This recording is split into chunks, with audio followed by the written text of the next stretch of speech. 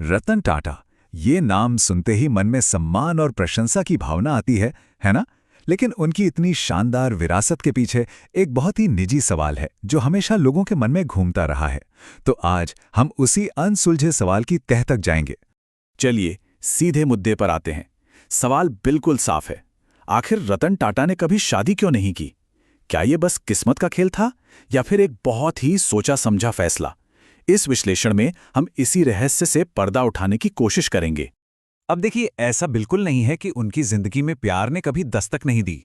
असल में उनकी जिंदगी में 2 बार ऐसे मौके आए जब वो शादी के बहुत बहुत करीब थे, लेकिन दोनों ही कहानियां अधूरी रह गई। ये जो कहानियां हैं ना, ये 2 अलग-अलग जगहों और 2 अलग-अलग वक्त की हैं।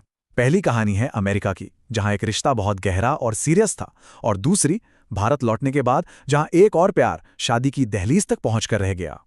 तो पहली कहानी की शुरुआत होती है अमेरिका से। जब रतन टाटा वहां काम कर रहे थे तो उन्हें किसी से सच्चा प्यार हो गया था। ये कोई टेम्पररी अट्रैक्शन नहीं था, बल्कि एक बहुत ही गंभीर रिश्ता था।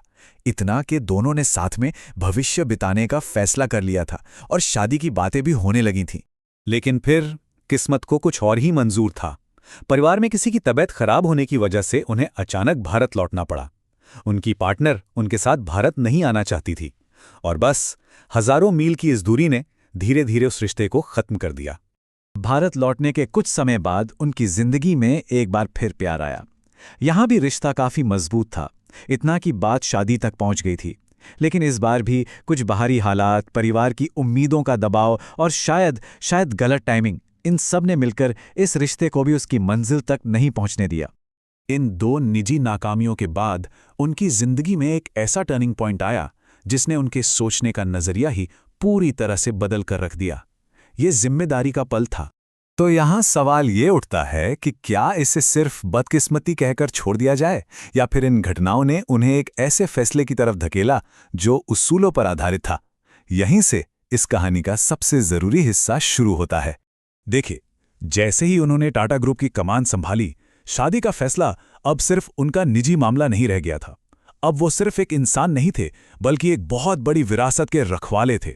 उनका हर एक कदम लाखों लोगों और एक बहुत बड़े संस्थान पर असर डालने वाला था।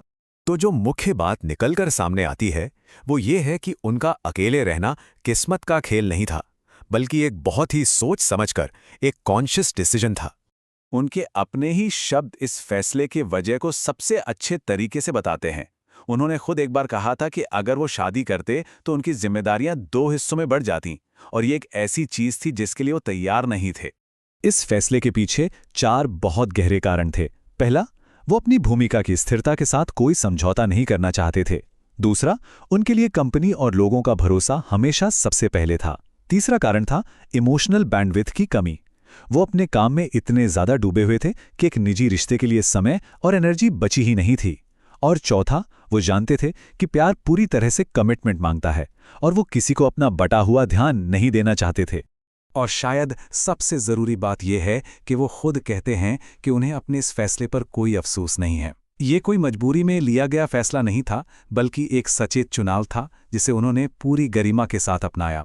तो उनके अकेलेपन को प्यार की कमी के तौर पर देखना शायद सही नहीं होगा। इसे प्यार की एक अलग अभिव्यक्ति, एक अलग रूप में भी देखा जा सकता है। उनकी पूरी जिंदगी कुछ उसूलों पर चली है। ईमानदारी, इतनी शक्ति के बावजूद सादगी, बिना किसी स्कैंडल का करियर और सच के लिए खड़े होने का साहस। ये सभी मूल्य शायद उनके उसी एकनिष्ठ समर्पण का नतीजा थे जिसके लिए उन्होंने अपनी व्यक्तिगत जिंदगी को पीछे छोड़ दिया। तो इसका सार ये है कि जो प्यार और समर्पण वो किसी एक इंसान को नहीं दे सके, उन्होंने उसे अपने काम और अपनी विरासत की तरफ मोड़ दिया। और अंत में ये पूरी कहानी हमें एक बहुत बड़े सवाल के साथ छोड़ जाती है। क्या वाकई सबसे बड़ी जिम्मेदारी हमेशा सबसे बड़े बलिदान की मांग करती है?